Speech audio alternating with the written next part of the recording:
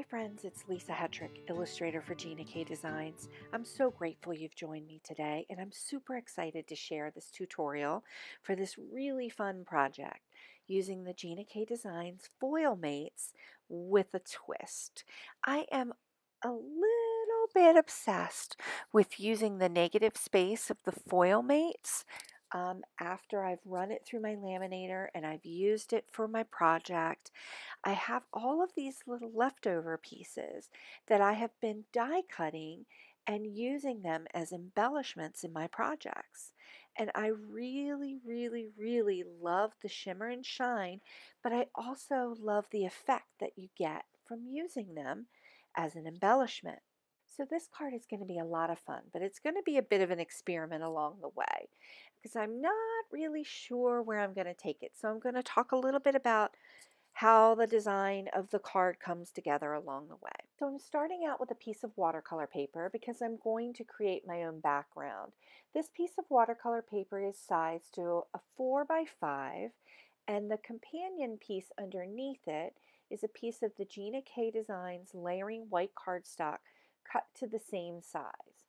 And I've also cut myself a piece of the black onyx cardstock into a 4 1/4 by 5 1/2. So to get started, I needed to figure out which die was going to work best for the peekaboo window and the wreath image in my UR stamp set.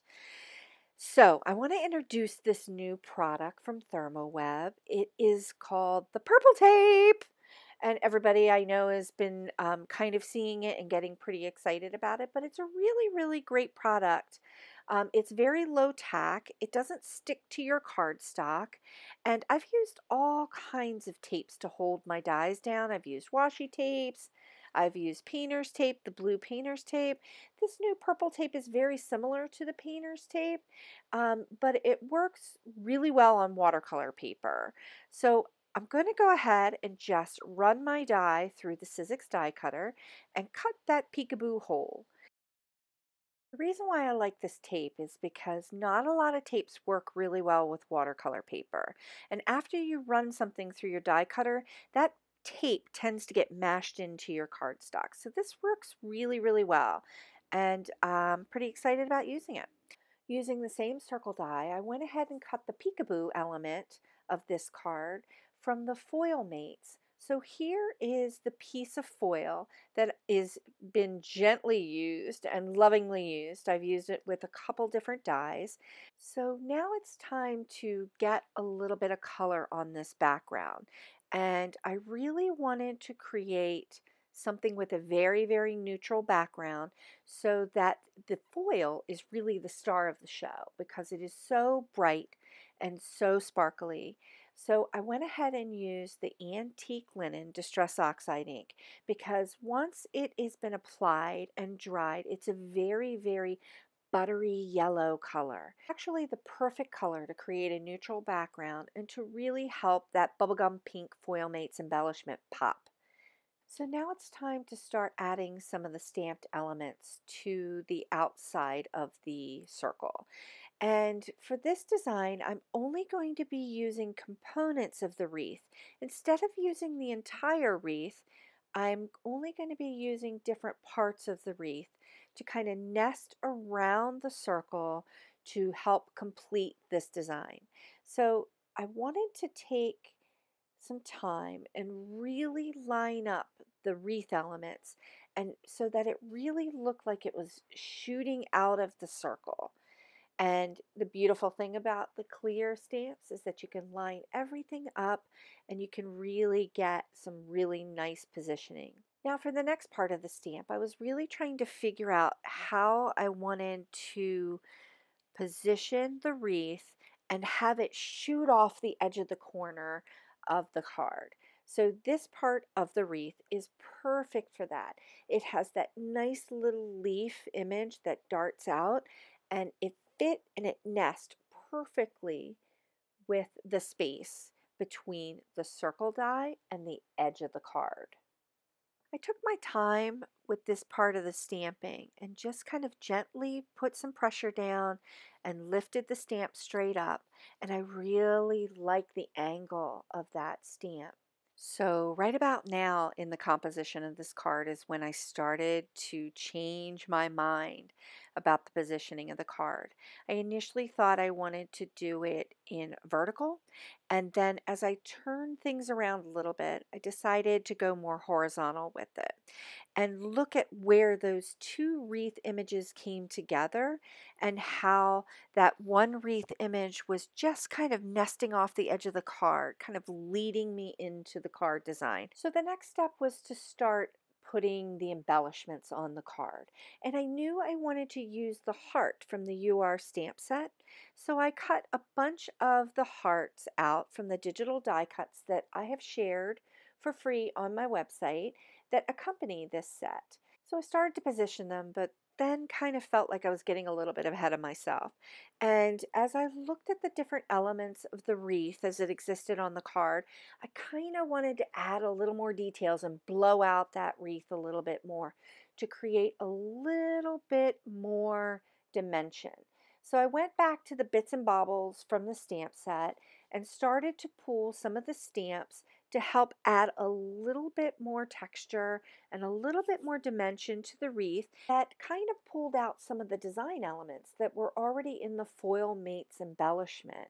There's lots of little wreath and laurel-like images within that foil piece, so I really wanted to have more of a companion look to that, and adding the bits and baubles from the stamp set around the wreath kind of helps blow this out a little bit and add a little bit more contrast. Those little extra bits to the design kind of help pull the whole design together and give it a lot more movement. Okay, so this is the way that I adhere the Foil Mates embellishment to the piece of cardstock. I just take a little tiny bit of glue and dot it on the back and go ahead and kind of burnish it down, and it really doesn't move. Now, there's a little bit of bubbling in there that happened when I ran it through my laminator, but I'm not so worried about it because I'm going to be covering that up, and I actually like it. I think it adds a lot of extra texture to the design. So now I felt like it was time to go ahead and add the embellishments to the design. So I put that heart in that position, but I really wasn't happy with how heavy the left hand side of the design started to look. So I thought maybe adding a little bit of stamped images down over on the left hand corner would kind of help draw your eye a little bit to the left, away from the circle, and kind of add another design element. I also had a little schmutz there that I really wanted to cover up. So I thought it was kind of a bit of a happy mistake to add a little bit of extra laurel wreath-like stamps over on that left-hand side. And I'm really starting to like the way this composition looks in horizontal. So I started to figure out what I was going to do with the heart embellishments. I went ahead and stamped the heart onto the piece of watercolor paper, and I wasn't really sure if I was going to be coloring this piece, or normally I take those die cuts and I add a little bit of color to their background first and then I stamp them. But because the hearts inside the foil mates, because of the negative piece of the foil mate is laying up against that white piece of cardstock, I really thought that the embellishments would look amazing and give us a nice contrast if they were just simple black and white, and that they really kind of mimicked the look of the foil mates piece.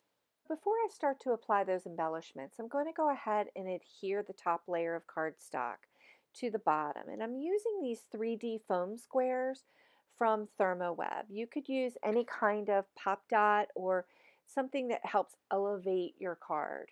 Now in hindsight, I used all of the little foam squares when I really probably could have used the big ones and used a few less, but that's okay. I just went ahead and put the foam squares around, make sure they got around the circle and make sure I hit all of the corners, and just kind of popped it down.